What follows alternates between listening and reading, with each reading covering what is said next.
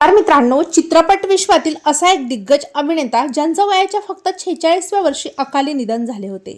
त्यांच्या निधनाने संपूर्ण मनोरंजन विश्वाला मोठा धक्का बसला होता.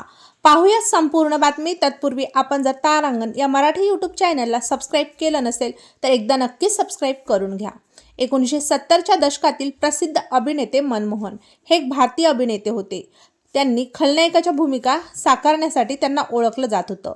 त्यांनी हिंदी, बंगाली, गुजराती, पंजाबी अशा अनेक भाषेतील चित्रपटात काम केले. अभिनेते मनमोहन यांनी राजेश खन्ना यांच्या चित्रपटात प्रामुख्याने काम केले. मनमोहन यांचे एकाच महिन्यामध्ये 14 चित्रपट प्रदर्शित झाले होते.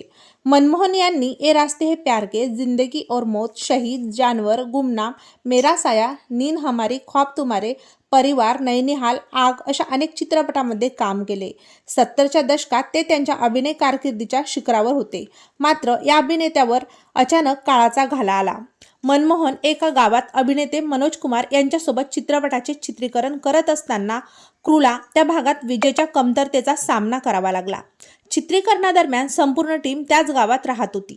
त्या गावात विजेची सोय नसल्याने मनमोहन हे रात्री पेट्रोमॅक्स दिव्यावर अवलंबून होते. ते झोपलेले असताना अचानक दिव्याचा स्फोट झाला.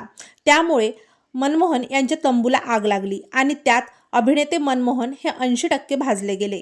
त्यांना तात्काळ रुग्णालयात उपचाराकरता दाखल करण्यात आलं, जिथे डॉक्टरांनी त्यांच्यावर शस्त्रक्रिया केली. मात्र ते या अपघातातून कधीच सावरू शकले नाही. त्यांच्या जखमा या भरून आल्या नाही व अखेर 26 ऑगस्ट 1979 रोजी अभिनेते मनमोहन यांनी या जगाचा निरोप घेतला व मनोरंजन सृष्टीने एक दिग्गज कलाकार गमावला.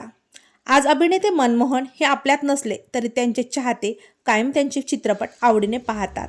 तेव्हा मित्रांनो, आपल्या तारांगण या मराठी यूट्यूब चॅनलतर्फे ज्येष्ठ अभिनेते मनमोहन यांना भावपूर्ण श्रद्धांजली.